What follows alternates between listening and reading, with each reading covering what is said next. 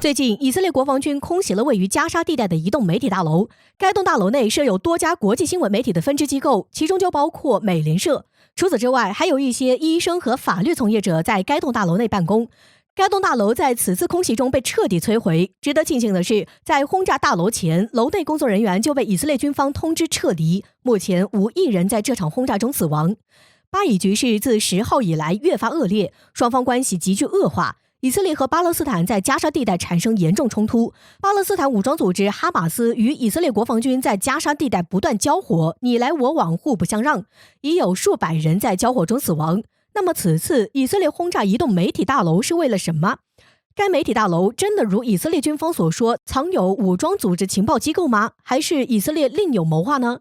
其实早在2014年，以色列在加沙地带交火时，就喜欢用这种轰炸建筑物的方式来使以色列在局势中占据主导。那时候的轰炸，以色列军方将理由归咎于哈马斯，但是具体的原因并没有说明。这次轰炸大楼倒是给出了理由，大楼藏有武装组织情报机构。但是除了一个看似合理正义的理由，以色列还是没有拿出相应的证据。据专业人士分析，以色列之所以空袭媒体大楼，还选择了一个美联社等国际媒体都在的大楼，其实是为了扩大空袭对于巴勒斯坦武装组织的震慑力。以方认为这种空袭不会造成大量的人员伤亡，且以色列又通知了工作人员撤离，所以不会在国际社会上引起较大的反噬。但这种轰炸能让媒体将以色列如何快速轰炸一栋大楼的行为传输到各大新闻网站上，让哈马斯遭受到更多来自于以方的军事压力。至于什么武装组织情报机构，很有可能是以色列虚构杜撰，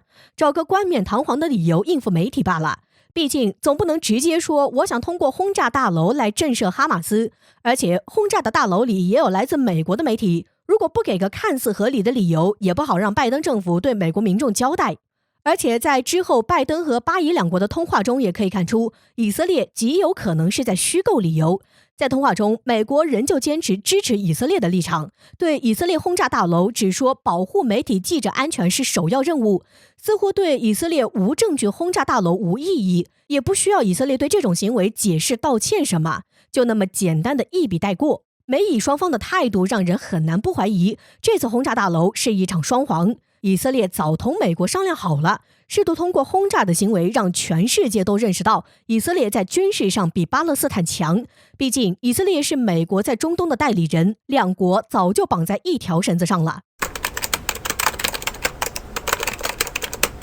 据环球时报的消息称，当下日美法澳4国同盟正式启动了联合训练。此次训练由日法海军2艘准航母在内的11艘4国军舰共同组成，而联合训练的地点将是东海。虽然日本海上自卫队海务大臣长山村浩就此次演习表示，是为了提高日本对岛屿的防御战术能力，同时加强与盟国的海上合作。但毫无疑问的是，虽然日本官员的声明没有提到我国，但任谁都能看得出来，此次军演充满了对抗中国的氛围。此次4国11艘舰艇建至东海后，在可预见的未来，以美国为首的西方国家在中国周边海域组织的各种军事行动将会越来越多，这已是不可避免的事情。就美国而言，遏华战略已成为其朝野的共识。虽然中国一直要求拜登改变其前任对中国的强硬态度，使中美之间的紧张关系稍微缓解，但拜登置若罔闻，眼看几次会晤都没唬住中国，现在开始变本加厉地联合更多的国家，试图对中国进行大规模的包围战。这种战略意图直接导致了日美法澳决定11艘舰艇将在东海演练。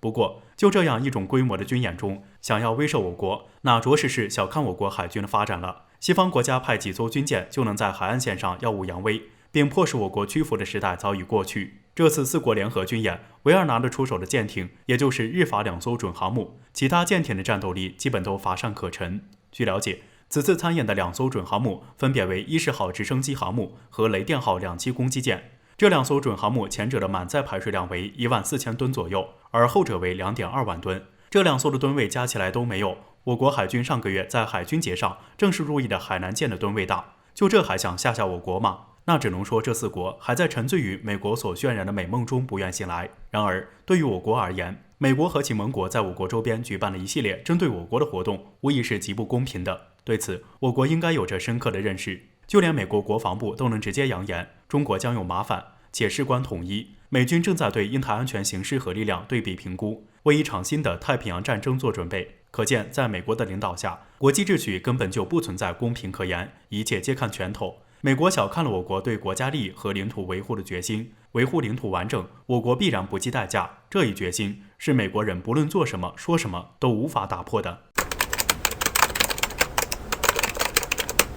据《环球时报》的消息称，基于台湾地区所谓的战备需求，美军同意台飞行员在台湾东南部空域首次试射 AIM-120先进中程空导弹。据了解，此次试射由 F-16V 战机挂载该导弹完成的，2枚导弹全部击中标靶。不过，试射 AIM-120此举正值台湾疫情升温之际，为此有岛内网友提醒称，疫苗在这个时候更重要，而不是根本改变不了大局的 AIM-120。毫无疑问，面对美国的怂恿，岛内人士再次做出了危险动作。要知道，在2000年的9月份，美军同意对台销售200枚 AIM-120中程空导弹。随后，在2007年，台防务部门再次购买了218枚，分别部署在花莲和嘉义的2个 F-16基地。然而，虽然交钱付款了，不过这些导弹在很长的一段时间里并没有交由台湾保管，而是先放在关岛。原因则是美军认为这样可以使得区域平衡。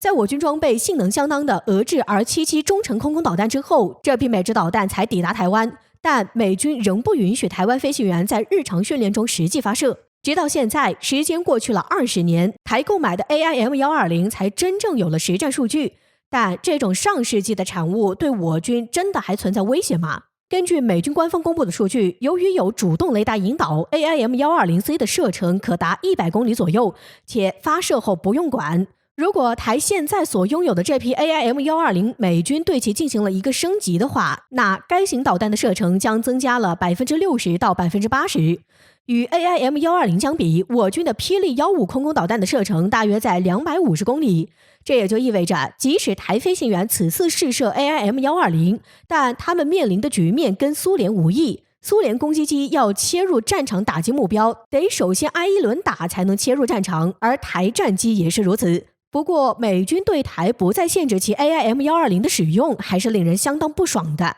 为此，国台办明确正告，无论怎样都不可能改变台湾是中国一部分的事实，统一大势浩浩荡荡，顺者昌，逆者亡。而面对国台办杀气如此之重的发言，台大政治系教授张灵辉急了，开始劝导民众，称大陆若决心武力对付台湾，不说灰飞烟灭，但命运早已注定。AIM-120改变不了台湾所需要面对的一切，这样的行为只不过是闹腾，让大陆觉得糟心而已。